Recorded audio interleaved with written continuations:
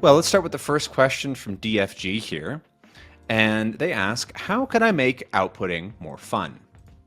With input, it can be quite passive, and it's easier to just hit the spacebar, sit back, and keep going.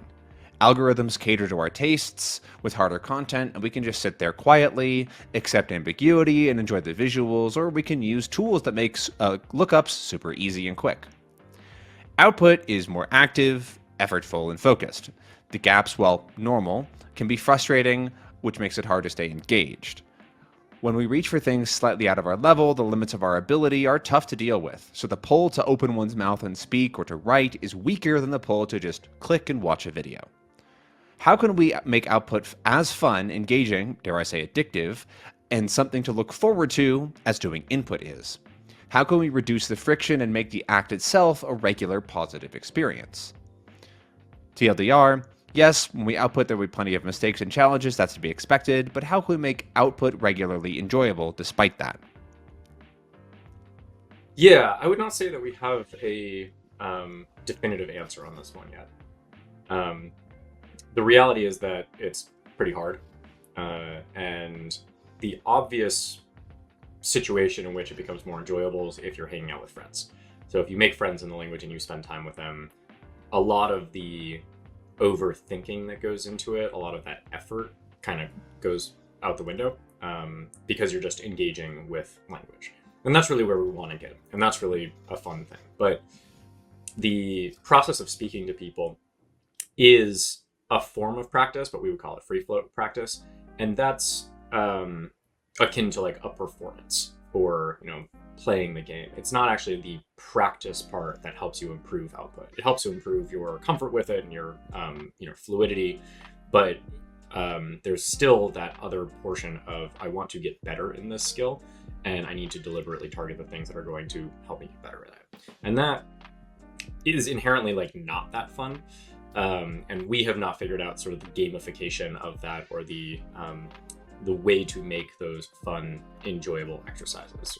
We have lots of ideas about it, but we haven't really figured it out. So what I would say is putting yourself in situations where you can make friends in the language is fun.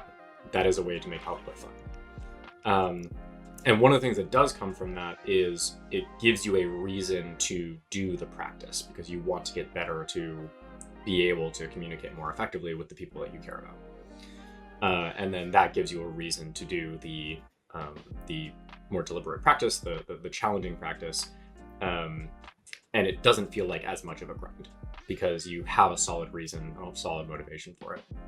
So the more time that you can spend having fun outputting, without the pressure, without the additional difficulty of trying to look everything up or trying to fix your mistakes, that feeds into the other area. And I would recommend prioritizing that free flow output really at the early stages of output. Just like go out and do it. Don't worry about mistakes. Just like try and have fun. Try to form a connection in it, because that's really what's going to motivate you to do all the other stuff. Something else that I have been thinking a lot about is combining improv, like theatrical, usually comedic improv skills and techniques, with output, because a big part of that is to sort of forget about, I guess, logic in a lot of ways and try to just like do what comes to you, go with the flow, say things in a lot of kind of just saying things, and try to make it more fun that way. Mm-hmm. Whether that's with writing, speaking, alone, with many people, that can depend on the person. But some of the times that I've had the most, I guess, fun outputting, like when I kind of forget about it, is when I'm doing something like that, where I'm trying just to do something a little bit creative or interesting, and I just let the writing go.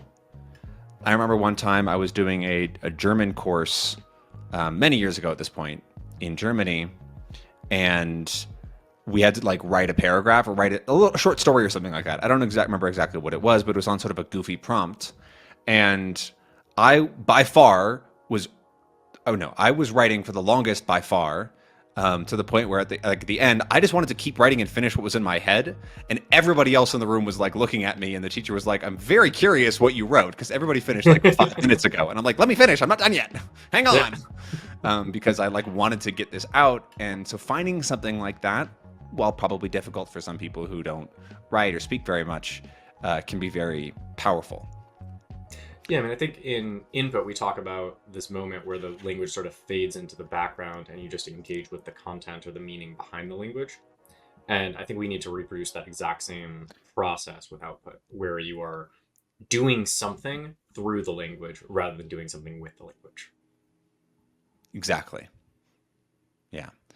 Quick tip if anybody wants to look into it is solo RPGs can be sort of fun. They're essentially kind of complex, slightly gamified random prompt generators to help you write or say things. And they can be quite fun if you get into it and are willing to be a little creative and goofy.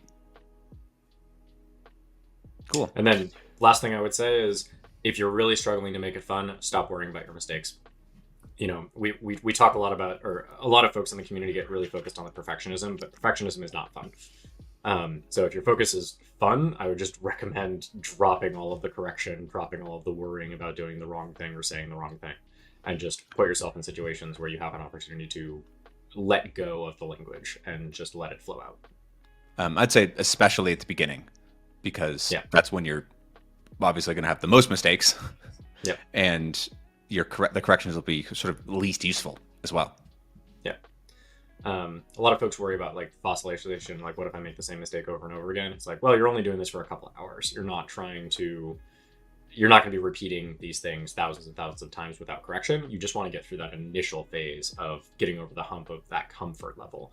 And then you can start focusing on the correction and really refining things. So don't worry about it for like the first at least 25 hours. Just go out and do whatever's fun. Totally agree.